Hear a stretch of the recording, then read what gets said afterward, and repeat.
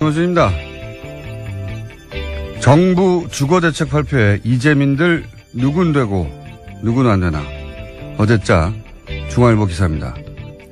포항지진 이재민에 대한 정부의 임대주택 지원과 관련해 안전진단 결과 임대주택 지원 대상에서 제외된 가구들의 불안과 불만 등을 전하는 기사입니다. 국민이 불가항력의 재난을 당했을 때 국가가 감당 가능한 모든 자원을 지원하는 건 의무죠. 그 과정에서 문제점을 지적하는 것도 언론의 의무입니다. 그런데 말이죠. 세월호 유가족들은 진도체육관에서 무려 7개월을 최소한의 사적 공간도 없이 생활했었죠. 이번엔 7일이 되기 전 단열재를 깔고 방역하고 온풍기와 실내용 텐트가 설치됐습니다. 이 기사를 전하는 중앙일보, 세월호 침몰 겨우 2주 후 사설에서 세월호 침몰이 비통하다고 서민 경제까지 좌초시킬 수 없지 않겠냐며 슬픔에서 빨리 벗어나 경제를 살려야 한다는 취지의 주장을 했었습니다. 이후 다른 사설을 통해서는 세월호 유가족들의 광화문 단식과 집회에 대해 왜 우리는 갈등을 길거리에서 풀어야 하냐고 물었었죠. 보수 매체와 종편이 세월호 유가족들의 단식과 농성과 특별법과 특조위를 어떻게 다뤘는지 이 기사를 쓰신 기자분은 꼼꼼히 검색해 보시길 권합니다. 그리고 조만간 과거 보수 매체가 세월호 문제를 과연 어떻게 대했는지 그것도 다뤄주시길 바랍니다. 기대하겠습니다. 김호준 생각이었습니다. 김은지입니다. 다른 거 하기 전에 제가 어제가 아니죠. 며칠 전에 이명박 전 대통령 관련해서 아주 작지만 재밌는 제보를 하나 받아가지고 네. 그것부터 제가 단독으로 알려드리겠습니다. 작아서 브리핑에서 얘기할 정도인데 산업은행 한티 지점에 국가대표 테니스 선수 출신의 모 씨가 근무하고 있었대요. 근데 이명박 정부 시절에요? 2010년, 2011년 네. 그 기간에. 근데 그 기간 동안 매주 수요일 오후면은 이명박 대통령이 지적하는 테니스장으로 가서 그분의 테니스 상대를 내주었다. 예. 은행 직원이 대통령을 상대로 테니스 매주 수요일마다 게임을 치르는 게 아무 근거가 없어서 다들 이거 문제라고 생각했지만 대통령이니까 쉬쉬했었는데 생각해 보시면 그때가 그리고 나서 2011년 하반기에는 도곡동 지점으로 그분이 옮겼고 계속 상대를 했다고. 근데 당시 산업은행장이 누구냐? 실세라고 하던 강만수 씨입니다. 네, 지금 감옥에 가 있습니다. 뇌물죄로 4년형을 네. 선고받고. 아마도 이제 그 전화해가지고 산업은행 장한테 그 테니스 선수 좀 보내.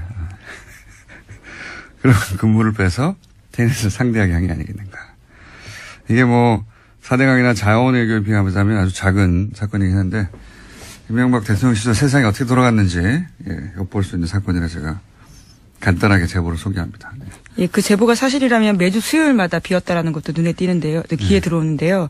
박근혜 전 대통령 같은 경우에도 매주 수요일 일정이 없었다라고 하던데 이명박 박근혜 전 대통령들은 다들 사사로운 업무라고 할 수도 없죠. 예, 네. 그렇네요. 아마 개인적으로 휴일 날 하는 건 상관없죠. 근데 수요일 날 이렇게 테니스 상대를 산업은행에 근무하던 한티 지점에 근무하던 그리고 도곡 지점으로 가신 분과 상대하였다라고 기간도 특정해서 자세히 알려주셨는데 이 정도 내용이면 충분한 것 같아서 여기까지만.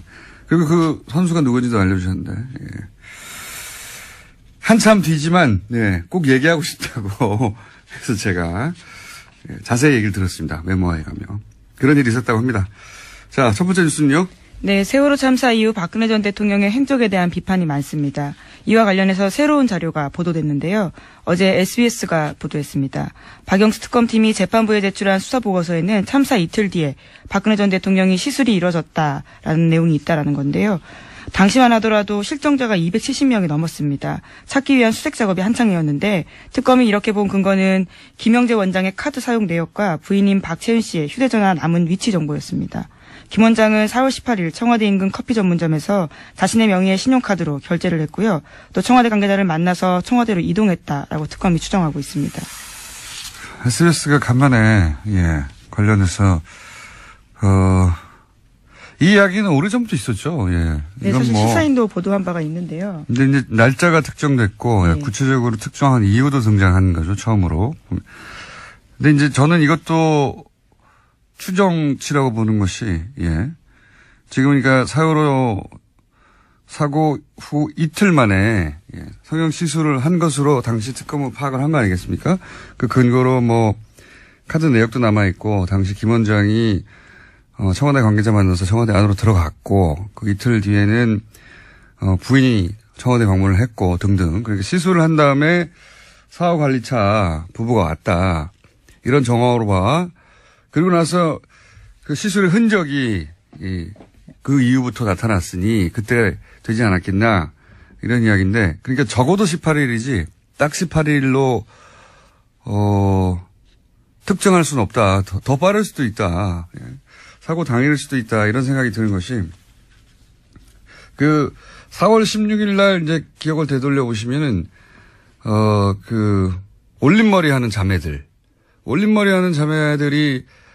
별일 없으면 항상 자동으로, 오는데, 무슨 외부 일정이 있다든가 혹은 시술이 있을 때만 오지 말라고 사전 통보했다고 하거든요. 네, 전날 받았다라는 거죠. 정송주 정매주 자매입니다. 네, 근데 그 자매가 4월 16일 날 세월호 사고 당일 하루 전날 16일은 오지 말라고 연락을 받았다는 거잖아요. 그러니까 그날은 뭔가 있었던 거예요. 외부 일정이 있거나 시술을 했거나. 그런데 그날 특별히 다른 외부 일정이 있냐 보면 기록이 없거든요. 그 기간 동안 한 9일 동안 일정이 세월호 관련해서 이제 갔던 일정 2번 빼고는 2번인가 밖에 없어요. 네, 그렇죠. 전체. 9일 동안 4건입니다. 9일 동안 4건인데 그중에 2건은 세월호 일정이잖아요. 예. 세월호 사고가 발생해서 생긴 일정이지. 그러니까 9일간 2개거든요. 9일간 2개. 하루에 하나도 아니에요. 일정 전체가 거의 비어 있는 거예요, 거기. 그 기간 동안은. 그 기간이라 하면 세월호 사고 당일부터 9일간. 근데 하루 전날 오지 말라고 통보하였다. 그리고 최소한 이틀 후에는 시술의 정황으로 보이는 일이 있었다. 저는 세월호 당일도 과연 청와대 내에 있었겠는가 하는 의문이 여전히 강력히 듭니다.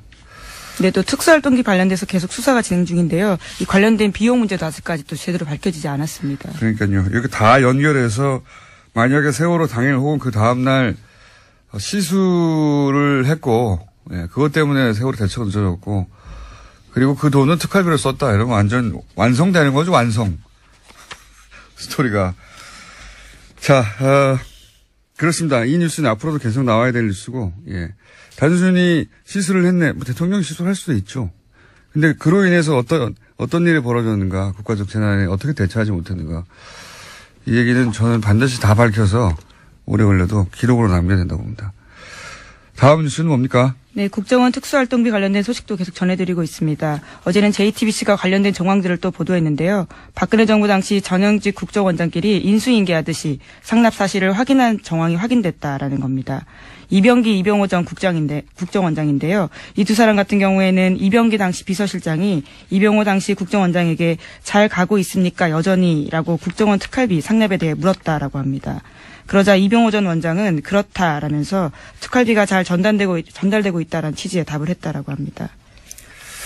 이거는 국정원장들이 영장실질심사 혹은 검찰 수사에서 일정 정도 거짓말했다는 걸 드러내는 것이기도 하네요. 왜냐하면 대통령 요청을 받고서 그래서 알게 됐고 줬다 이거였는데 그게 아니라 국정원들끼리 다 얘기했다는 거 아닙니까? 네, 인수인계한 정황이 드러났다라는 거라서요.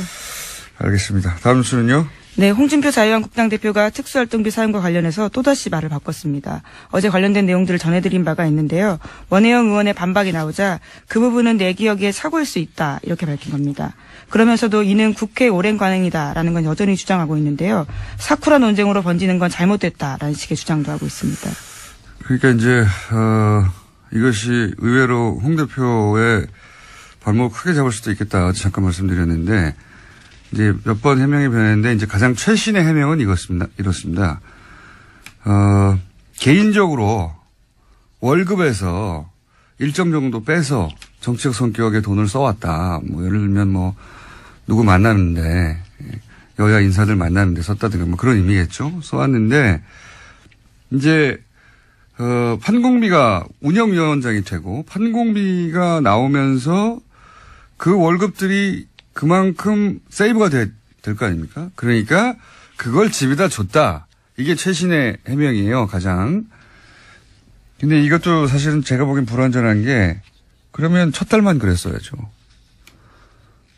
계속해서 월급에서 쓰려고 빼둔 돈이 있었는데 그 목적으로 판공비 다음 달도 나오네?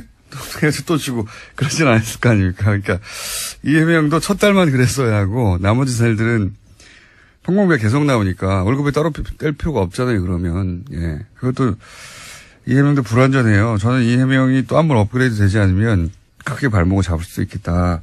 지금 4천만 원 정도 매달 나오는데 여기저기 줬다는 거를 합쳐도 1,000만 원 이상 비거든요. 네. 원혜영 의원뿐만이 아니라요. 석가본 당시 의원 같은 경우에도 이 사실에 대해서 부인했습니다. 그런 바가 없다라는 건데요. 10원도 받은 사실이 없기 때문에 거짓으로 거짓을 덮으려고 하지 말라라고 이야기했습니다. 그래서 뭐 이 해명이 다시 한번 업그레이드 될 것 같긴 한데 현재까지는 불완전해서 홍 대표 감옥을 의외로 이게 처음 불거진 게 지난번에 어제 말씀드렸다시피 이제 대선 후보 토론 때 김진태 의원이 갑자기 그거 운영비 그때는 판공비라고 했죠. 운영비 빼서 집에 준 거 아니냐. 뭘 알고 있었는지 그런 지적을 하면서 그때 나온 해명이 이제 점점 계속 발목을 밟고 있는. 예, 성완종 리스트 때 당시에 한나라당 경선 때 돈 받은 거에 대해서 그렇게 해명을 했거든요. 이제 그것에 대해서 다시 한번 김진태 의원이 문제 제기를 했던 그러니까요. 거죠. 혹시 성완종 때 돈 받아가지고 대선 예, 출마하면서 한나라당 경선. 예. 대선 경선 출마하면서 기탁금 낸 거 아니냐. 돈 어떻게 마련했냐 기탁금을 어떻게 마련했냐고 얘기하다가 혹시 그때 이 특활비 그때 판공비라고 불렀죠. 특활비 일부 빼가지고 그거 모아서 낸 거 아니냐 이런 식의 이야기가 오다가 그때 해명이 한번 등장했는데 그때는 이제 불현듯 당해서 그 해명이 부실했었어요. 그러다가 몇 번에 걸쳐 업그레이드 됐는데 지금 특활비 이 사태로 인해서 다시 이게 불거진 거죠. 예. 이거는 만만치 않을 것 같습니다. 잘못하면. 자, 다음 뉴스는요. 오늘은 네. 순서가 두 게스트가 연이어 2부에 준비되어 있어서 좀 빨리 끝내야 될 것 같습니다. 네, 2008년 BBK 정호영 특검이 다스의 120억 비자금을 찾고도 덮었다라는 의혹은 계속해서 저희도 전해드리고 있는데요. 이와 관련해서 검찰이 사실상 손을 놓고 있다라고 오늘 아침 한겨레신문이 지적했습니다. 서울중앙지검에 보관 중인 특검 수사 기록도 들여다보지 않은 채 시간이 가고 있다라는 건데요. 소위 다스 비자금 공소시효가 3개월 남짓 남았습니다. 검찰 안에서도 신속한 수사 필요하다라는 의견이 나오고 있다라는 겁니다. 이게 공소시효가 내년 2월 21일 날 끝나요. 예, 그러니까 이제 지금으로부터 대략 3개월 남은 거죠. 예. 대략이 아니라 딱 3개월 남았네요. 예. 3개월 남았는데 3개월 이내에 기소 여부가 결정돼야 된다. 이런 얘기고요. 예. 네, 공소시효 관련된 내용은 하나 더 있습니다. 국정원이 최근에 검찰에 수사 의뢰한 2007 남북정상회담 대화록 유출 사건이 있는데요. 이 건 같은 경우에는 공소시효가 한 달도 남지 않았다라고 합니다. 이건 지난 대선 때 일인데 이거는 5년이니까요. 예. 여기 이제 김태호 대외전략기획비서관, 김성환 안보수석, 그리고 김무성 의원도 저는 대상이라고 보는데 이게 한 달도 안 남았어요. 그렇고요. 예. 자, 뭐 제목 두세 개 그냥 제목만 짚고 넘어가야 될 것 같습니다. 예. 네, 오늘 아침 이동관 전 홍보수석의 인터뷰가 중앙일보에 실렸는데요. 눈에 띄는 말들이 많습니다. 특히 문재인 정부를 향해서요. 자신들 적폐가 산처럼 쌓였는데 누가 누구를 청산하냐라는 강한 반발의 이야기를 남겼습니다. 문재인 6개월 동안 이미 적폐 산처럼 쌓였다. 예, 그럼 뭐. 예, 물론 자신들의 적폐라고 했고 문재인이라는 표현은 없는데요. 예. 사실상 문재인 정부를 가리키고 있습니다. 그렇죠. 여기서 자신들이라는 건 그런 거겠죠. 그럼 뭐 5년 한 이명박 전 대통령 때 적폐는 뭐 히말라야 산맥을 이루고 있겠습니다. 지금 문재인 정부의 적폐가 산 하나면 여기는 히말라야 산맥 정도 있을 것이다. 재밌는 말을 많이 했네요. 환부를 매스로 도려내시듯이 해야지 최소한으로. 네. 그러니까 본인이 그 환부면 어쩌라고 이런 말을 합니까? 어쨌든 그런 인터뷰를 했습니다. 예, 했고 그리고 보니까 이런 수도 있네요. 통합 관련 이야기.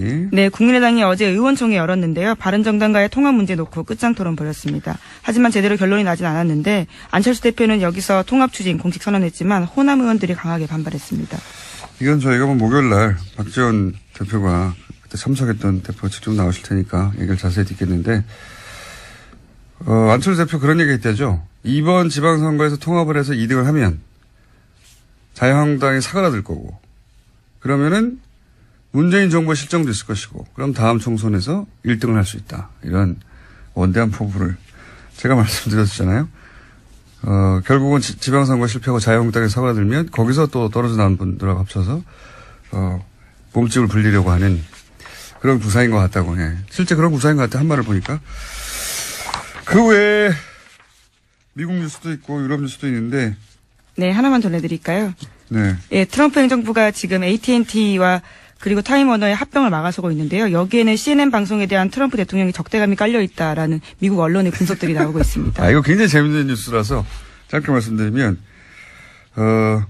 AT&T, 우리 뭐 SK 같은 예, 거대 통신기업입니다. 네, 통신기업인데 네. 여기서 이제 타임워너, 여기 뭐 CNN, 뭐 HBO, 워너브러스 영화사 이런 거 잔뜩 거대 미디어 그룹이죠. 네. 타임지도 여기서 나오고. 근데 이걸 인수하려고 그랬더니 반독점법 위반이라고 이런 경우가 사례가 없는데. 네, 법무부가 갑자기 제동을 건 겁니다. 네, 그래서 이제 이쪽에서는 AT&T하고 타임워너에서는 이거 말도 안 된다. 그랬더니 그러면서 이제 이거 이제 CNN이 미워서 그런 거 아니냐. 왜냐하면 트럼프 대통령에 대해서 CNN 뭐 다른 언론도 마찬가지긴 합니다만 CNN이 유독 강력하게 규탄 비판했고 그동안 지속적으로 거기에 대해서 또 트럼프 대통령은 CNN을 유독 찍어서 가짜뉴스라고 그렇죠. 많이 했는데 법무부가 할 말이 없는 게 이 인수가 성사되려면 CNN만 팔면 된다고. 예, 그런 사실들이 있어서요. 굉장히 의심스러운 상황입니다. 뭐가 의심스럽습니까? 그거지. 인수합병 하는데 AT&T한테 우리가 반독점법 제소 안 할 테니까 그 중에서 CNN 하나만 팔라고 그랬거든요. 예, 다른 분야 업체끼리 할 때는 수직적 합병이어서요. 거의 제동 거는 경우가 없는데요. 아주 이례적이라고 합니다. 이렇게 CNN만 팔라고 했다는 자체가 CNN 때문에 트럼프 대통령의 의중이 여기 담긴 것이라고. 이게 밝혀지면 이건 정말 제가 보기에는 끝장날 수도 있다. 재밌는 뉴스였습니다. 여기까지 하겠습니다. 시사인의 김은지였습니다. 감사합니다. 2012년 대선 직전 국정원 댓글 수사 관련해서 청와대 국정원 새누리당 경찰 간에 숨은 커넥션이 있었다 하는 걸 최초로 단독 보도한 한겨레 21 김한 기자 수에 모시고 이야기 좀 자세히 나눠보겠습니다. 안녕하십니까? 네, 안녕하세요. 이게 그러니까 대선 직전에. 그렇죠. 예, 그리고 마지막 토론회. 네. 전후에서. 네. 굉장히 바쁘게 돌아갔죠. 그렇죠. 예. 마지막 토론회 5일 전이었던가요? 네. 4, 5일 전에 소위 이제 국정원 댓글 사건 소위 누굽니까? 김하영 직원. 예. 김하영 직원이 오피스텔에서 네. 작업하고 있는 걸 잡아서. 네. 처음으로 이제 밝혀졌는데 이걸 경찰이 수사를 했죠. 그렇죠. 수사를 했는데 대선 마지막 토론회 날 네. 여러 가지 일들이 있었습니다. 네, 일단 그 얘기 해주세요. 무슨 일이 있었는지. 기억을 대선에 대해서. 12월 11일은 민주통합당이 국가정보원 직원이 불법 선거 운동을 하고 있다 이런 신고를 받고 강남의 역삼동에 있는 한 오피스텔을 급습한 날입니다. 네. 이 자리에는 국회의원들과 경찰들이 같이 갔었고요. 네. 말씀하신 대로 16일은 18대 대통령 선거의 3차 토론회 마지막 토론회였죠. 네. 마지막 토론회가 있던 날입니다. 그러니까 11일부터 13일까지 그 오피스텔 앞에서 대치 상황이었고 네. 그 여직원이 이제 문을 열어주지 않고 있었죠. 네. 그리고 그래서 감금이라고 했죠. 네, 감금 사건이라고 감금. 이제 새누리당은 불렀죠. 본인이 안에서 문을 잠그고 네. 안 나오는데 감금이라고. 네. 그리고 네. 나와서 이제 13일 날 나와서 경찰이 여러 자료를 요청을 했는데 두 개의 이제 자료를 제 기억에 그때 당시에 냈었고요. 그리고 18일 날, 16일 날 마지막 토론에서 박근혜 대통령이 말씀하신 대로 그 사건을 국정원 여직원 감금 사건이라고 규정을 네. 했고 그 토론회가 끝나고 나서 바로 1시간 있다 경찰이 그 사건에 대한 중간 수사 결과를 발표했죠. 당시 토론에 그런 얘기도 있었어요. 그러니까 국정원 여직을 이렇게 감금하고 네. 그런 식으로 부모도 못 만나게 하고 그렇죠. 인권을 침해하고 네, 무죄를 기정사실화하고 이제 예. 발언을 했죠. 그리고 이제 뭐 거기서 아무것도 안 나올 경우에 책임져야 된다는 네. 식의 박근혜 당시 후보가 굉장히 자신 있게 그렇죠. 문재인 후보에 대해서 이 사건은 국정원 직원의 인권을 유린하는 사건이라고 네. 몰아갔고 토론회가 끝나자마자 경찰에 발표했죠. 아무것도 네. 없다. 그래서 당시에 굉장히 좀 여러 출입 기자들이 놀랐었는데요. 대선을 앞두고 사건을 접수한 지 한 3, 4일 만에 경찰이 그것에 대한 중간 수사를 혐의가 발견되지 않았다라고 그리고 그러니까요. 토론회가 끝나고 1시간 밤 11시 정도였는데요. 그리고 그때 경찰이 11시에 중간 수사 결과를 발표하고 나서 바로 11분 뒤에 국정원이 입장을 발표합니다. 그래서 당시에도 뭔가의 공조가 있었다. 이런 이제 그때 얘기 그렇게 얘기 많았죠. 네, 의심들은 많았는데 저희가 한겨레 21이 처음으로 이 당 청 그리고 국정원과 경찰의 사각통화 커넥션의 통화 내역을 입수를 했습니다. 자, 그래서 이렇게 자랑스럽게 나온 거예요. 네. 우리 잘했다고. 그때 이제 심증으로만 가지고 있던 네. 이게 어떻게 이렇게 됐냐. 누가 밤 11시에 사건을 접수하고 이런 복잡한 사건을 3, 4일 만에 혐의가 없다. 발견된 게 없다고 중간 발표를 그것도 11시에 네. 하고 11분 있다가 국정원 그걸 또 어떻게 알고 경찰 그런 그렇죠. 발표를 할지. 그때 당시 민주당 막 비난하고 그랬었죠. 네. 저희가 이제 그 당시에 11일부터 16일까지 국정원과 경찰 그리고 그 새누리당과 청와대 핵심 인사들 10명이 문자와 전화를 주고받은 내역을 입수를 했는데요. 핵심 인물 10명은 휴대전화 번호 14개를 사용해서 524개의 번호 총 3,295번의 연락을 주고받았습니다. 본인들은 이게 열심히 했다는 겁니다. 진짜. 네. 그래서 저희가 이것을 3,000번이 넘는 통화를 자기들 다 분석했다. 네. 분석했다고 자랑하는 저희 거고요. 이번 한겨레 21을 보시면 이것을 이제 연결망 분석으로 시각화해 놓은 자료를 보실 수 있는데요. 네, 좀 좋으세요 한번. 네, 그럼 실제 누가 어떻게 통화를 했는지가 자세하게 이제 보실 수가 있는데요. 이렇게 그림으로 나오니까 쉽게 파악이 되는 거군요. 네, 그래서 이번 저희 분석에서 처음으로 이때 이명박 정부 청와대가 이 사건에 연루되어 있을 가능성이 드러났는데요. 당시 청와대 하금열 비서실장, 이달곤 정무수석 그리고 이하묵의 청와대 비서실장 선임행정관 등이 국정원, 경찰 등과 집중적으로 통화를 했다는 사실을 처음으로 밝혀냈습니다. 이 관계망에 따른 그림을 보면 다른 사람들은 다 추적인 예를 들어 원세훈 국정원장이 등장한 건 당연한 것 같고, 그죠? 국정원 3차장, 국정원 심리전단장, 국정원 2차장 이런 사람들이 이 그림에 등장하는 건 너무 자연스러운데 국정원 국인정보국장까지도. 근데 여기 권선동 새누리당 국회의원이 여기 등장하네요. 예. 그리고 서울경찰청장 김기용 당시 경찰청장, 수사부장, 서울경찰 수사과장, 수사계장 네. 줄줄이 다 등장하는 것도 다 등장합니다. 등장하는 것도 자연스러운데 여기서 또 처음 보는 분은 윤상현. 네. 박근혜 박근혜 수행단장이었죠. 예, 박근혜 전 대통령 누나라고 부른다고 하는 윤상현 당시 수행단장과 권선동 새누리당 국회의원이 이 그림에 등장하는. 그래서 그 통화 내역을 분석을 해보면 서로 매칭을 해서 통화를 하는 양상을 그러네요. 볼 수가 있는데요. 네. 예를 들어서 하금열 청와대 비서실장이 박원동 국익정보국장과 통화를 하면 국익정보국장이죠. 박원동은 이후에 민병주 심리단장과 집중적으로 통화를 합니다. 그러네요. 그리고 이정현 공보단장은 차문희 2차장과 집중적으로 통화를 하고 그러니까 본인의 카운터 파트너가 따로 있는 거죠. 예, 그래서 차문희 2차장은 이정현 공보단장 등과 통화를 한 이후에 이정현 공보단장도 등장하네요. 예. 원세훈 원장이랑 또 집중 통화를 합니다. 그러니까 이 연결망들에서 그러니까 예를 들면 당의 누군가가 국정원의 누군가에게 전화를 하면 이 국정원의 누군가가 뭐 공교롭게도 계속 그 내용을 자기 상관이나 혹은 심리전단에게 이 내용을 그 전파하는 이런 형태의 그림들을 볼 수 있고요.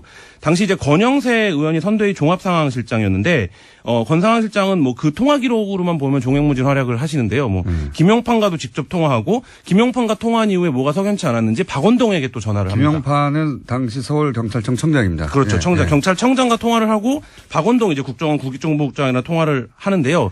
예. 바빴네요. 네. 권상황실장은 당일, 그러니까 16일 오후에 이미 무죄 판결이 날 것 같은 취지의 발언을 이제 출입기자들에게 했었었는데요. 그걸 어떻게 알았냐, 뭐 이런 부분들이. 이 그림 그리는 프로그램 뭐예요, 이름? 시각화 프로그램 개피라고 하는데요. 네. 그래서 저희가 처음에 입수한 게 이렇게 이름이 있는 문건이 아니라 전화번호만 쫙 있는 이렇게 두꺼운 그렇죠. 저도 그런 거 본 적 있는데 네. 그거 파악이 진짜 어렵거든요. 관계만. 네, 그거를 저희가 약 3주간의 그 데이터 복원, 백원 그리고 이제 작업을 통해서 그다음에 이 완성을 프로그램에 했습니다. 집어넣었더니 그림이 나왔다. 아, 네, 그렇죠. 한 3주 걸렸습니다. 네. 이게 전문용어로 노가다, 막노동의 결과물이네요. 정말로. 굉장히 재밌습니다. 그림으로 그려놨더니. 하여튼 엄청나게 서로 통화 많이 했다. 자기들끼리. 예. 뭐 6일 동안 6차례 통화를 아침 저녁으로 전혀 통화를 해야 되지 않아도 되는 사람들이 통화를 한 적 있고 뭐 하루에 5-6차례씩 집중적으로 통화를 한 적도 있고 뭐 그런데요. 근데 저희가 분석을 해보니까 정무가 경찰청장한테 전화하는 건 잘 쏠 수 있는데 정무가 국정원에서 전화하는 건 말이 안 굉장히 되거든요. 이상하죠. 거기는 근데- 민정 관할이기 때문에 뭐 그런 식의 네. 서로 연락할 일이 없는 사람들이 계속 통화를 합니다. 예. 열심히 많이 통화했네요. 그래서 이달곤 정무수석이 국정원 차문위 2차장과 여세 동안 6차례 통화를 했는데요. 사건이, 그러니까 이게 시간이 재밌습니다. 사건이 벌어진 날 밤 10시 14분, 10시 23분 통화를 하고요. 12월 14일에도 9시 26분, 10시 4분에 2차례 통화를 하는데 모두 이달곤 정무수석이 전화를 거는 겁니다. 그러니까 이 상황을 놓고 보면 최소한 정보를 취합하기 위한 것이거나 수사 지휘를 하기 위한 것이라고 보여지면 최소한 이 당시의 수사의 주도권은 경찰이 아니라 국정원이 갖고 있었다. 이렇게 볼 수밖에 없는 그러네요. 상황입니다. 이 그림 도표 따겠다면 화살표가 누구한테서 누구한테로 가느냐 이것도 나오는군요. 열심히 잘하셨고요. 예. 네, 한겨레 21 보시면 그 그림을 자세하게 보실 수 있습니다. 여러 그림들이 있습니다. 제가 보실 필요 없이 자세히 말씀드릴게요. 혹시 구독할까봐. 정기 구독을 부탁드리겠습니다. 하여튼 재밌습니다. 시각화해 놓으니까 한눈에 들어오네요. 네. 분석을 많이 하셨네, 진짜. 저희가 이제 시간과 장소 분석도 했는데요. 기지국 분석도 따로 있네요. 네, 기지국 분석도 굉장히 재밌습니다. 지도 위에 그려놓으니까 이거 재밌네, 이거. 네. 아, 장소가 나오는데요. 예. 그 반경 500m면 한 100개 정도 이동통신 기지국이 있는데요. 네. 이 가운데 여의도의 정우빌딩이라는 곳에서 이 사람들이 모두 등장합니다. 거의 대부분의 사람들이. 아. 근데 이 정우빌딩은 새누리당 대선 캠프 당사에서 한 140m 정도 떨어진 곳이에요. 그러니까 예를 들면 이 140m 반경에도 한 그 100여 개 이상의 당연히 이제 통신국이 있을 텐데 유독 다 정우빌딩으로 잡힌다는 거죠. 이거는 그러면 일종의 당시. 여러 가지 상상이 일어나시죠. 캠프. 네. 그러니까 이게 이제 드러난 캠프가 아니라. 네. 은밀한 캠프였을 수 있네요. 왜냐하면 여기에 국정원 차장, 이정현 당시 공보단장, 권영세 당시 종합상황실장, 국정원 대변인, 국정원 심리전단, 국정원장, 서울지방경찰청 청장 김용판 청장. 네. 그러니까 국정원 직원과 경찰청장과 새누리당 의원과 캠프의 인사들 이 다 모인 거죠? 네, 그렇죠. 그래서 저희가 이 통신기록 수사 전문가인 현직 경찰에게 이것을 어떻게 판단하겠느냐라고 이제 물어봤는데 일단 그 정보가 부족하다. 왜냐면 이 앞뒤로 통화를 어디다 했는지를 확인을 해봐야 된다. 일단 다 동선을 모였잖아, 자기들끼리. 그렇죠. 근데 이 정도 기록이면 의지가 있으면 바로 수사를 해볼 수 있는 단계라고 자기는 본다. 이건 안가 같은 곳이 있었거나. 네. 예, 아니면 비밀 캠프가 예, 있었구나. 비선 캠프, 비밀 캠프일 수밖에 없어요. 왜냐하면 경찰청장과 국정원의 고위 간부와 새누리당과 캠프의 인사들이 한꺼번에 모였으니까요. 그렇죠. 그럼 뭐 국정원 측에서는 거기에 국회 관련된 무슨 회의가 있었다 이런 식으로 이제 해명을 하고 있는데 제가 보기에는 확인이 필요해 보입니다. 국정원 아지트였을 수도 있겠습니다. 국정원 인사들이 더 많네요. 국정원이 당시에 뭐 국회 정보위원회가 거기서 열렸다거나 이런 부분들을 뭐 추가적인 확인이 필요하긴 한데요. 국정원이 대선 기간에 여의도에 사무실을 운영하는 것도 사실 비정상적인 상황이긴 하죠. 그림을 그리는 게 재밌네요. 그 외에 또 특별한 장소 있나요? 또 한 가지 장소가 드러나는데요. 종로구 창성동 청와대 부속청사 주변입니다. 여기서는 대통령 비서실과 경찰, 국정원의 핵심 인물들이 모두 통화 기록이 잡혀 있는데요. 예를 들자면 12월 10일 아침 청와대 부속청사 기지국에서 하금열 대통령 비서실장이 박원동 국정원 국익정보국장에게 전화를 걸었는데 이 전화를 건 이후에 그 원세훈 국정원장, 하경준 국정원 대변인, 김용판 경찰청장에게 같은 기지국에서 전화를 잇따라 겁니다. 그리고 김용판 청장도 여기서 이제 발신이 잡힌 적이 있는데 청와대 부속청사는 그렇다고 치고요. 이 지도에 나와 있는 대한건설에서는 왜 김용판, 원세훈, 하금열 이런 분들 국정원장과 경찰청장과 대통령 비서실장이 왜 여기 대양건설에서. 건물에서. 네. 이걸 왜 대양건설이 무슨 관계가 있나요? 김용판 총장은 자기가 거기다 왜 잡혔는지는 모르겠다. 근데 뭐 자기 집에서 전화를 걸면 거기서 거짓말! 잡히기도 한다. 뭐 이렇게 해명을 하긴 했습니다. 네. 자기 집에서 전화를 걸면 대양건설에서. 근처에 어디에 사시나 봐요. 그래서 자기 어디로 구체적으로 잡히는지 모르지만. 그러면. 기지국 발신까지. 그럼 원세훈 원장도 거기 근처에 삽니까? 모르겠습니다. 김용판 청장, 그리고 하금열 비서실장도 거기 살고 다 거기 살아요? 기자가 수사권을 갖고 있지 않기 때문에 수사 필요한. 이거 굉장히 재밌습니다. 네. 이걸 지도에 표시하고 관계망을 그리고 통화 시간을 표시하고 통화가 누구에서 누구한테 갔나 이렇게 그려놓으니까 대략 네. 전체 구도가 이해가네요. 네. 그러니까 네. 이 누가 당시에 지시했고. 네. 그 청와대 개입은 아직까지 이제 구체적으로 드러난 바 없는데요. 대통령 비서실장은 위로 보고하실 분이 한 분밖에 없잖아요. 그분에게 보고하기 위한 거 아니면 사실 문제를 알아볼 필요도 없는 분인데 이분이 직접 통화를 하고 국정원과 이분의 수행을 하는 비서실장의 비서 선임 행정관이 또 국정원과 집중적으로 통화를 하고 뭐 이런 대목들 좀 주목해서 보면 이 프로그램 검찰에 없나요? 검찰이나 있겠죠. 그리고 더 잘 아시지만 그 최동욱 검찰총장 당시에 이 통화 기록을 이미 검찰이 들고 있었습니다. 그래서 최동욱 총장 당시에 최동욱 총장은 이제 후에 퇴임하고 나서 이걸 제출하기로 된 걸로 알고 있었다라고 얘기를 했는데. 근데 제출이 안 됐다. 네. 근데 실제 최동욱 총장이 법원에 제출이 됐는지 안 됐는지 모르겠다라고 얘기를 했고 이게 제출이 만약에 안 됐던 부분이라면 공소 사실 관련된 사실관계 확립에 좀 다른 판단이 필요하다 이렇게 이제 취지로 얘기를 하기도 했습니다. 그 심야의 발표 과정을 재수사할 수 있습니까? 공소시효가 남았나요? 뭐 공소시효 국정원법 남았네, 조금. 네, 국정원법 관련된 네. 그 상황으로 이미 김용판 청장은 무죄를 받았기 때문에 굉장히 당당한데요. 네. 근데 그 당시에 이제 적용했던 혐의가 아니라 국정원법 위반 혐의로 지금 다시 좀 들여다본다면 충분히 처벌이 가능하다 이런 의견들이 많습니다. 이게 정말로 뻔뻔하고 엄청난 범죄인 것이 당시 국정원이 사실 무근 그렇죠. 그러니까 민주당이 당시 야당이 국정원 직원을 감금하고 이런 아무 죄도 없는데 그랬다고 비난하고 뭐 고소고발하고 선거 며칠 전에요. 네. 경찰도 아무 내용이 없다고 나중에 이제 거짓말이 밝혀졌지만 혐의가 없다고 발표하고 국정원이 발표하고 청와대하고 짜고 경찰 국정원 청와대 당시 여당 새누리당이 다 짜고 했다는 거 아니에요. 그렇죠. 그리고 이건 거대한 국가 범죄 아닙니까? 그렇죠. 기억하시겠지만 이 수사를 해보겠다라고 하는 당시 윤석열 검사와 최동욱 청장을 혼외자 보도로 청장을 찍어내고 그다음에 윤석열 검사를 그때 이제 한직으로 보내고 이렇게 해서 검찰도 다 망가뜨린 사건인데요. 그러니까 이건 그냥 넘어가면 안 되는 거 아닙니까? 이 정도 거대한 범죄면 게다가 이거 얼마나 뻔뻔합니까? 지금 국정원이 나중에 밝혀진 걸 보면 이 댓글 사건이 밝혀지면 조직의 존폐가 그렇죠. 최근에 위태로울 사건이라고 하는 걸 뻔히 알고 있었는데도 불구하고 아무 죄 없는데 상담한테 씌운 거 아닙니까? 아무 죄 없는데 우리한테 왜 이러냐고. 그렇죠. 그리고 그 당시에 그 중간 발표를 통해서 개뻔뻔이네, 개뻔뻔. 네. 그 선거 판세 자체가 뭐 골든크로스가 지났다 이런 분석들이 그 당시에도 있었는데 뭐 그것까지 염두에 두고 경찰도 움직이고 국정원도 플레이를 하고 그 과정에서 모든 상황을 거짓말로 일관을 했죠. 전부 다. 거짓말 정도가 아니라 상담한테 뒤집어 씌운 거잖아요. 그렇죠. 예. 그 선거 영향을 주려고 모두가 한 몸으로 움직인 거니까 그게 구체적으로 어떻게 밝혔는지는 한겨레 22 말고 이 방송을 들으시면 됩니다. 여기서 다 말했으니까. 그림은 자세하게 이쁘게 뽑으셨네요. 네, 그래픽으로. 네, 뭐 많은 관심 부탁드리겠습니다. 누구한테 통화했는지 그리고 그 시간대별 통화도 있는데요. 그러네요. 네, 시간대별 통화도 굉장히 재밌는데 뭘 이렇게 자세히 그래프도 많고 이게 한 4번 정도 폭발적인 통화 시점이 있는데 처음에는 수서경찰서 도곡지구도가 현장 출동한 그 무렵 이때 청와대, 당, 경찰, 국정원이 통화가 폭주합니다. 150여 차례. 네. 그리고 데스크탑에서 이미징 작업이 완료된 시간이 있는데요. 그러니까 그 컴퓨터를 1차 복원을 한 거죠.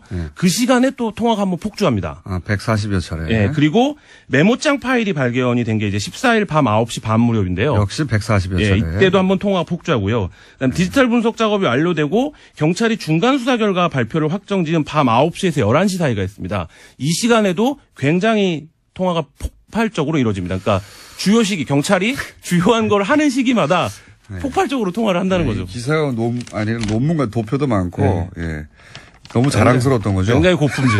고품질 저널리즘. 이렇게 열심히 하여서 도표로 다 그려져 있어요. 언제 몇 시에 몇 통화를 했는지 텍스트 별로 없고요. 그림이 잔뜩 있습니다. 네. 기사가 아주 보기 좋네요. 국내 언론에서 보기 드문 시도. 그러니까 텍스트 별로 없이 그림으로 거의 기사가 이루어져 있다. 저희 팀에 과학자가 있습니다. 과학자가 있습니다. 재밌습니다. 이 기사 내용도 재밌고요. 재밌는 걸 넘어서서. 네, 경찰 수사를 반드시 해야 됩니다, 이 사건. 굉장히 의미 있는 수사를 촉구할 수밖에 없는 보다 보면, 이 너무 이상해요. 예, 정부 빌딩에서 이 사람들 국정원과, 새누리당과 경찰청장이 왜 모이냐 이거예요. 그리고 대한건설에 뭐가 있는지 모르겠는데 하여튼 그 사옥에 국정원장과 또 경찰청장과 대통령 비서실장이 왜 모이냐 이겁니다. 그렇게 통화를 한 것도 드러났고. 고생하셨습니다. 네, 감사합니다. 지금까지 한겨레 21의 김한 기자였습니다. 경찰 개혁위가 이거 발음이 샜습니다, 다시. 국가수사본부 신설을 추진한다고 하는데요.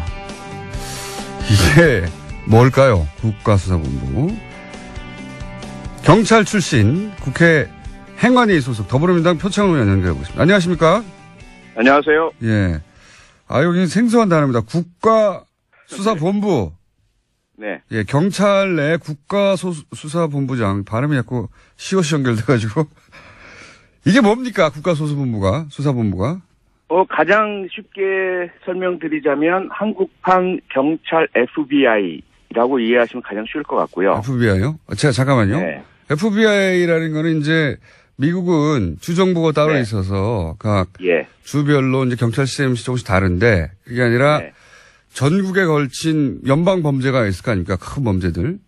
그렇죠. 예, 그 범죄만 다루죠. 예. 예. 그런 이렇게 납치를 했다든가 유기했다든지 여러 가지 마약이라든가 그런 전국을 상대하는 범죄는 주 경찰이 관할하지 않고 이제 FBI라고 하는 곳에서 중앙에서 관할하잖아요. 네. 거칠게 말하자면 정리하자면. 그렇죠. 예. 그런 것처럼 이 국가수사본부는 수사에 관한 한 여기서 다 한다 이런 겁니까? 그러니까 FBI하고는 많이 다르죠. FBI는 법에 정한 200여 가지 범죄 사건에만 관여할 수 있고요. 예. 일반적인 범죄 사건 수사는 미국은 주경찰, 시경찰, 또 카운티, 군경찰이 따로 다 알아서 하는 거죠. 예. 그러니까 그런 의미에서는 조금 차이가 있다. 그 위의 모델은 차이가 크죠. 그러니까 전국에 있는 모든 수사를 국가수사본부가 관장을 하는 겁니다. 네. 자, 그럼 제가 잘 이해했나요? 그러니까 경찰청장이나 기존의 경찰서장, 지방경찰청장 등은 행정경찰, 그러니까 지휘만 하는 경찰이지 수사에 관여해서는 안 된다는 것이고요. 조금 전에 지난 2012년 연말에 있었던 국정원 개입 사건에 대한 그 경찰의 잘못된 발표 관련한 인터뷰 하셨잖아요. 예. 그 당시에 김용판이라는 사람이 서울경찰청장이었고요. 예. 이 사람이 개입을 해서 거의 수사경찰서와 서울경찰청 사이버 수사를 왜곡시켰다는 의혹을 계속 우리가 가지고 있지 않습니까? 네네. 이걸 막는 원천적인 방법이 뭐냐? 그러한 수사를 잘 모르는 행정지휘관들이 수사에 개입하지 못하도록 하자. 이것이 출발점입니다. 그러면 수사경찰만 따로 두어서 수사경찰의 가장 높은 우두머리는 수사만을 하는 수사 전문가가 개방형으로 임용이 되고 경찰청장이나 지방경찰청장, 경찰서장 등의 지휘 행정경찰들은 수사에는 전혀 구체적으로 관여하지 못하도록 하자. 이것이 가장 핵심 골자라고 보시면 됩니다. 그러니까 수사를 독립시켜서 경찰이 많은 일을 합니다만 그중에서 수사의 부분을 완전히 독립시켜서 국가수사본부장이라는 걸 뒀다. 예, 그렇습니다. FBI하고 비슷한 점도 있고 차이점도 있는데 비슷한 점은 이제 전국을 한 곳에서 통화를 한다는 거고 수사를. 그렇죠. 네. 차이점이 있다면 FBI는 연방 범죄를 따로 규정해 뒀는데 여기는 그게 아니라 전국에 있는 모든 수사는 다 하는 것으로. 네. 그렇습니다. 네. 그렇게 이해하면 되는군요. 그러면 권한은 경찰청장과 국가수사본부장의 직위는 동등한가요? 네, 지금 경찰개혁위원회의 안으로는 차관급으로 동등한 것으로 두고 있는데, 그래서 일단은 경찰청장의 인사적인 예산적인 지휘와 통제하에 있는 것으로 상정하고 있는 것입니다. 좀 애매한 부분도 있군요. 이게 새로운 제도가 만들어지면 이제 처음부터 완벽할 수는 없긴 한데, 기본적인 컨셉은 이해했습니다. 그러니까, 청장이 이 수사에 개입하지 마라. 수사에 너무 개입해 왔으니 분리하자. 그래서 국가수사본부장을 따로 두자라는 방안이 나왔고요. 거기는 완전히 독립적으로 수사만 하도록 하자. 이런 거죠. 네네. 그렇습니다. 예. 그런데 이게 정말 완벽하게 구분이 되느냐? 상식적으로 그런 질문을 하겠네요. 그렇죠. 인사 문제가 있고 비위 행위에 대한 감찰, 징계, 행정적인 요소가 엇갈리고 승진이라든지 예.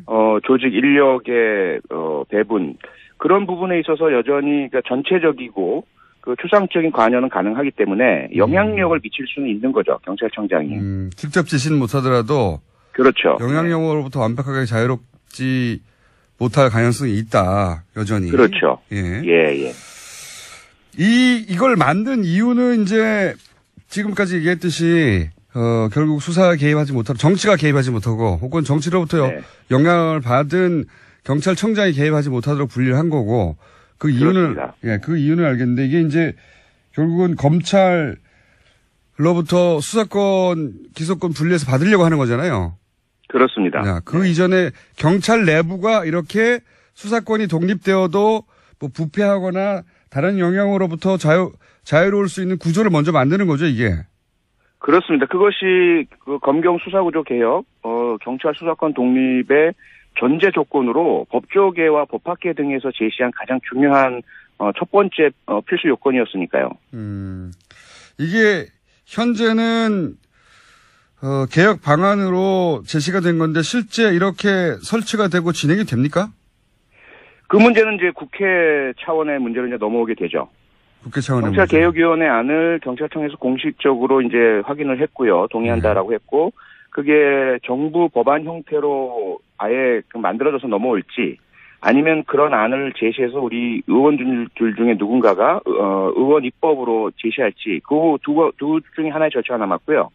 그 다음에는 이제 우리 당에서 이것을 당론으로 채택해서 받아들일 것인지 여부와 다른 당들이 여기에 동의할 것인지, 그래서 국회 차원의 이제 논의가 시작되는 좀 복잡한 절차가 아직까지 남아 있습니다. 그렇군요. 실제 이게 이제 입법화되고 이렇게까지 되기까지는 시간이 걸리겠네요, 아직은. 그렇습니다. 네. 그 과정에서 뭐 지금 원안이 좀 변할 수도 있을 것 같고요, 그죠? 그렇죠. 네, 좋은 방향으로 뭐 보완될 수도 있을 것 같고, 예. 맞습니다. 네. 지금 현재 나온 아이디어는 경찰청장과 차관급으로 같은 대우네요. 동급의 국가수사본부장을 분리해서 여기는 완전히 수사만 하는 조직으로 만들고 일반 행정과 다른 업무들은 다 경찰에 그대로 유지하고, 그죠? 그렇죠. 네. 경찰청 여기 이제 자치경찰제가 그 또 하나 계획되어 있으니까. 자치경찰제는 뭡니까? 지방에서 그 독자적인 경찰 조직을 운영하는 거죠. 지방에서 독자적인 경찰 조직을 운영한다는 게 무슨 의미죠?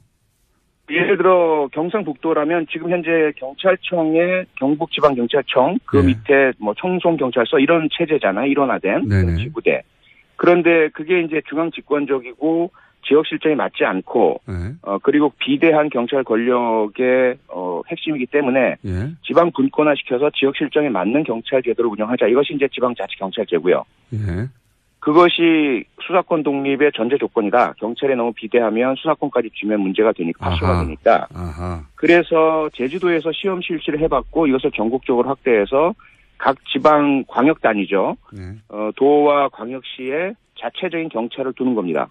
근데 그렇게 되면 이제 기존의 국가경찰청 그리고 새로 신설되는 국가수사본부, 지방자치경찰 이 세 개의 경찰이 존재하게 되는 거죠. 지금은 하나밖에 없는데. 일반인들의 입장에서는 내부 사정을 잘 모르니까 굉장히 복잡합니다. 복잡합니다. 복잡하고요. 여기 이제 경찰이면 다 같은 경찰인 줄 알았는데 좀 다른 경찰이 생기는 거네요. 그렇죠. 권한이나 소속이나 뭐 이런 부분에서 차이가 나는 세 가지의 경찰이 존재하게 되는 것입니다. 당신 일반 경찰이야, 자치 경찰이야, 국가수사본부 소속이야 이렇게. 그렇죠, 그렇습니다. 네. 국가수사본부가 사실은 범죄자한테는 가장 무서운 데고, 그죠? 가장 무섭죠. 범죄자뿐만 아니라 범죄 혐의를 받을 수 있는 모든 사람들에게 일단은 국가수사본부에서 나에 대해서 의심을 갖고 있다. 그러면 이제 상당히 무서워지는 거죠. 알겠습니다. 일단 개념은 이해했고요. 이 사안은 일반 국민들 생활에 영향을 미칠 것 같아서 한번 짚어봤습니다. 오늘 말씀 여기까지 듣겠습니다. 네, 고맙습니다. 자세한 이야기는 또 하기로 하죠. 진행되면서. 네네. 지금까지 표창원 의원이었습니다. 그렇습니다. 이 뉴스는 앞으로도 계속 나와야 될 뉴스고, 예. 단순히 실수를 했네. 뭐 대통령이 실수를 할 수도 있죠. 근데 그로 인해서 어떤 일이 벌어졌는가, 국가적 재난에 어떻게 대처하지 못했는가. 이 얘기는 저는 반드시 다 밝혀서 오래 걸려도 기록으로 남겨야 된다고 봅니다. 다음 뉴스는 뭡니까? 네, 국정원 특수활동비 관련된 소식도 계속 전해드리고 있습니다. 어제는 JTBC가 관련된 정황들을 또 보도했는데요. 박근혜 정부 당시 전현직 국정원장끼리 인수인계하듯이 상납 사실을 확인한 정황이 확인됐다라는 겁니다. 이병기, 이병호 전 국정원장인데요. 이 두 사람 같은 경우에는 이병기 당시 비서실장이 이병호 당시 국정원장에게 잘 가고 있습니까? 여전히라고 국정원 특활비 상납에 대해 물었다라고 합니다. 그러자 이병호 전 원장은 그렇다라면서 특활비가 잘 전달되고 있다라는 취지의 답을 했다라고 합니다. 이거는 국정원장들이 영장실질심사 혹은 검찰 수사에서 일정 정도 거짓말했다는 걸 드러내는 것이기도 하네요. 왜냐하면 대통령 요청을 받고서 그래서 알게 됐고 줬다 이거였는데 그게 아니라 국정원들끼리 다 얘기했다는 거 아닙니까? 네, 인수인계한 정황이 드러났다라는 거라서요. 알겠습니다. 다음 뉴스는요? 네, 홍준표 자유한국당 대표가 특수활동비 사용과 관련해서 또다시 말을 바꿨습니다. 어제 관련된 내용들을 전해드린 바가 있는데요. 원혜영 의원의 반박이 나오자 그 부분은 내 기억에 착오일 수 있다 이렇게 밝힌 겁니다. 그러면서도 이는 국회 오랜 관행이다라는 건 여전히 주장하고 있는데요. 사쿠라 논쟁으로 번지는 건 잘못됐다라는 식의 주장도 하고 있습니다. 그러니까 이제 이것이 의외로 홍 대표의 발목을 크게 잡을 수도 있겠다 잠깐 말씀드렸는데 이제 몇 번 해명이 변했는데 이제 가장 최신의 해명은 이렇습니다. 개인적으로 월급에서 일정 정도 빼서 정치적 성격의 돈을 써왔다. 뭐 예를 들면 뭐 누구 만나는데 여야 인사들 만나는데 썼다든가 뭐 그런 의미겠죠. 써왔는데 이제 판공비가 운영위원장이 되고 판공비가 나오면서 그 월급들이 그만큼 세이브가 될 거 아닙니까? 그러니까 그걸 집에다 줬다. 이게 최신의 해명이에요, 가장. 근데 이것도 사실은 제가 보기엔 불완전한 게 그러면 첫 달만 그랬어야죠. 계속해서 월급에서 쓰려고 빼둔 돈이 있었는데 그 목적으로 판공비 다음 달도 나오네? 그래서 또 주고 그러진 않았을 거 아닙니까? 그러니까 이 해명도 첫 달만 그랬어야 하고 나머지 달들은 판공비가 계속 나오니까 월급에 따로 뗄 필요가 없잖아요. 그러면 예 그것도 이 해명도 불완전해요. 저는 이 해명이 또 한 번 업그레이드 되지 않으면 크게 발목을 잡을 수도 있겠다. 지금 4천만 원 정도 매달 나오는데 여기저기 줬다는 거를 합쳐도 1,000만 원 이상 비거든요. 네. 원혜영 의원뿐만이 아니라요. 서가본 당시 의원 같은 경우에도 이 사실에 대해서 부인했습니다. 그런 바가 없다라는 건데요. 10원도 받은 사실이 없기 때문에 거짓으로 거짓을 덮으려고 하지 말라라고 이야기했습니다. 그래서 뭐 이 해명이 다시 한번 업그레이드 될 것 같긴 한데 이게 현재까지는 불완전해서 홍 대표 감옥을 의외로 이게 처음 불거진 게 지난번에 어제 말씀드렸다시피 이제 대선 후보 토론 때 김진태 의원이 갑자기 그거 운영비, 그때는 판공비라고 했죠. 운영비 빼서 집에 준 거 아니냐, 뭘 알고 있었는지. 그런 지적을 하면서 그때 나온 해명이 이제 점점 계속 발목을 밟고 있는. 예, 성완종 리스트 때 당시에 한나라당 경선 때 돈 받은 거에 대해서 그렇게 해명을 했거든요. 이제 그것에 대해서 다시 한번 김진태 의원이 문제 제기를 했던 그러니까요. 거죠. 혹시 성완종 때 돈 받아가지고 대선, 예, 출마하면서 대선 경선 출마하면서 기탁금 낸 거 아니냐? 돈 어떻게 마련했냐?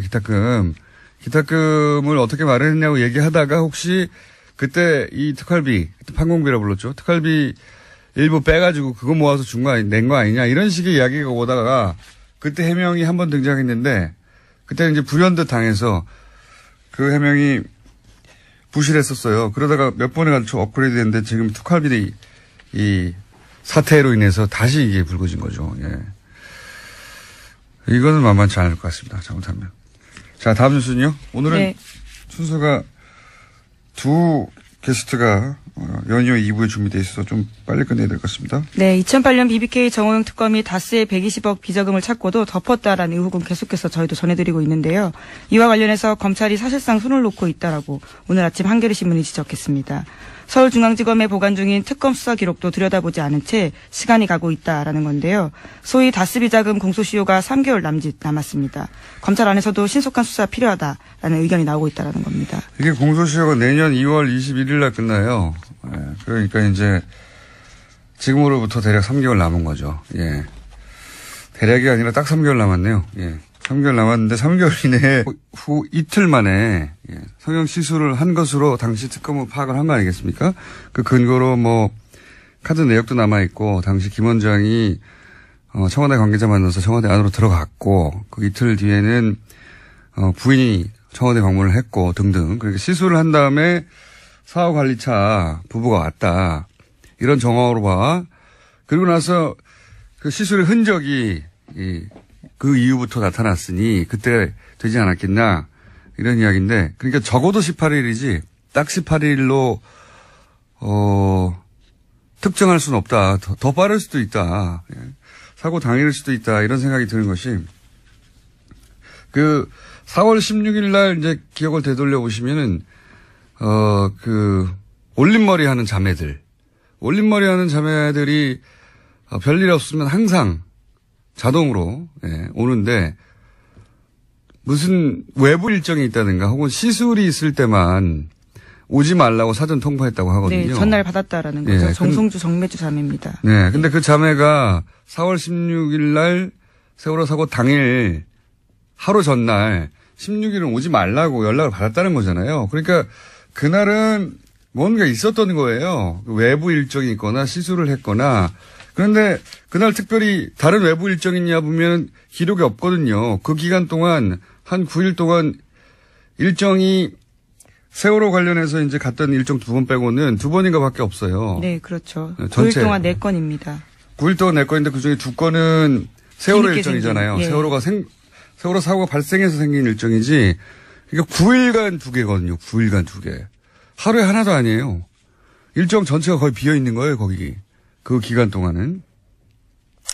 그 기간이라 하면 세월호 사고 당일부터 9일간. 근데 하루 전날 오지 말라고 통보하였다. 그리고 최소한 이틀 후에는 시술의 정황으로 보이는 일이 있었다. 저는 세월호 당일도 과연 청와대 내에 있었겠는가 하는 의문이 여전히 강력히 듭니다. 네, 또 특수활동기 관련돼서 계속 수사가 진행 중인데요. 이 관련된 비용 문제도 아직까지 제대로 밝혀지지 않았습니다. 그러니까요. 이렇게 다 연결해서 만약에 세월호 당일 혹은 그 다음날 시술을 했고 그것 때문에 세월호 대책은 늦어졌고 그리고 그 돈은 특활비로 썼다. 이러면 완전 완성되는 거죠. 완성. 스토리가. 자, 노준입니다. 정부 주거대책 발표에 이재민들 누군 되고 누구는 안 되나. 어제자 중앙일보 기사입니다. 포항지진 이재민에 대한 정부의 임대주택 지원과 관련해 안전진단 결과 임대주택 지원 대상에서 제외된 가구들의 불안과 불만 등을 전하는 기사입니다. 국민이 불가항력의 재난을 당했을 때 국가가 감당 가능한 모든 자원을 지원하는 건 의무죠. 그 과정에서 문제점을 지적하는 것도 언론의 의무입니다. 그런데 말이죠. 세월호 유가족들은 진도체육관에서 무려 7개월을 최소한의 사적 공간도 없이 생활했었죠. 이번엔 7일이 되기 전 단열재를 깔고 방역하고 온풍기와 실내용 텐트가 설치됐습니다. 이 기사를 전한 중앙일보 세월호 침몰 겨우 2주 후 사설에서 세월호 침몰이 비통하다고 서민 경제까지 좌초시킬 수 없지 않겠냐며 슬픔에서 빨리 벗어나 경제를 살려야 한다는 취지의 주장을 했었습니다.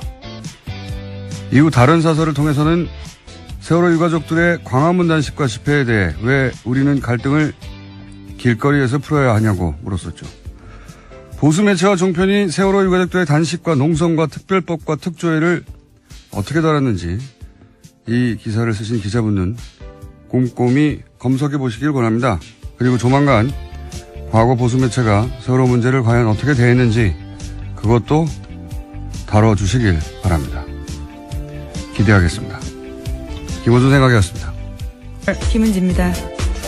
다른 거 하기 전에 제가 어제가 아니죠. 며칠 전에 이명박 전 대통령 관련해서 아주 작지만 재밌는 제보를 하나 받아가지고 네. 그것부터 제가 단독으로 알려드리겠습니다. 작아서 브리핑에서 얘기할 정도인데 산업은행 한티 지점에 국가대표 테니스 선수 출신의 모 씨가 근무하고 있었대요. 근데 이명박 정부 시절에요. 2010년, 2011년 네. 그 기간에. 근데 그 기간 동안 매주 수요일 오후면은 이명박 대통령이 지적하는 테니스장으로 가서 그분의 테니스 상대를 해주었다. 예.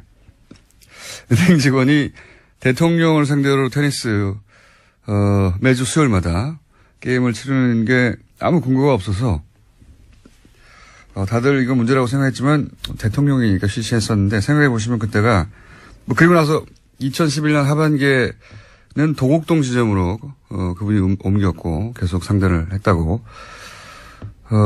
근데 당시 산업은행장이 누구냐?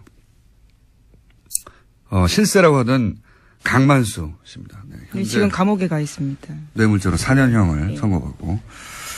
아마도 이제 전화해가지고 산업은행 장한테 테니스 선수 좀 보내. 그런 근무를 빼서 테니스를 상대하게 한 게 아니겠는가.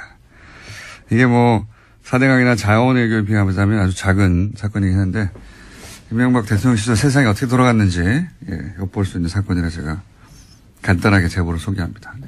예, 그 제보가 사실이라면 매주 수요일마다 비었다라는 것도 눈에 띄는데요. 귀에 들어오는데요. 박근혜 전 대통령 같은 경우에도 매주 수요일 일정이 없었다라고 하던데 이명박 박근혜 전 대통령들은 다들 사사로운 업무라고 할 수도 없죠. 예, 네. 그렇네요. 아마 개인적으로 휴일 날 하는 건 상관없죠. 근데 수요일 날 이렇게 테니스 상대를 산업은행에 근무하던 한티 지점에 근무하던 그리고 도곡 지점으로 가신 분과 상대하였다라고 기간도 특정해서 자세히 알려주셨는데 이 정도 내용이면 충분한 것 같아서 여기까지만. 그리고 그 선수가 누군지도 알려주셨는데 한참 뒤지만 꼭 얘기하고 싶다고 해서 제가 자세히 얘기를 들었습니다. 메모화에 가면. 그런 일이 있었다고 합니다. 자, 첫 번째 뉴스는요. 네, 세월호 참사 이후 박근혜 전 대통령의 행적에 대한 비판이 많습니다. 이와 관련해서 새로운 자료가 보도됐는데요. 어제 SBS가 보도했습니다. 박영수 특검팀이 재판부에 제출한 수사보고서에는 참사 이틀 뒤에 박근혜 전 대통령이 시술이 이뤄졌다라는 내용이 있다라는 건데요. 당시만 하더라도 실종자가 270명이 넘었습니다. 찾기 위한 수색 작업이 한창이었는데 특검이 이렇게 본 근거는 김영재 원장의 카드 사용 내역과 부인인 박채윤 씨의 휴대전화 남은 위치 정보였습니다. 김 원장은 4월 18일 청와대 인근 커피 전문점에서 자신의 명의의 신용카드로 결제를 했고요. 또 청와대 관계자를 만나서 청와대로 이동했다라고 특검이 추정하고 있습니다. SBS가 간만에 관련해서 이 이야기는 오래전부터 있었죠. 예. 네, 사실 시사인도 보도한 바가 있는데요. 근데 이제 날짜가 특정됐고 구체적으로 특정한 이유도 등장한 거죠. 처음으로. 근데 이제 저는 이것도 추정치라고 보는 것이 지금 그러니까 세월호 사고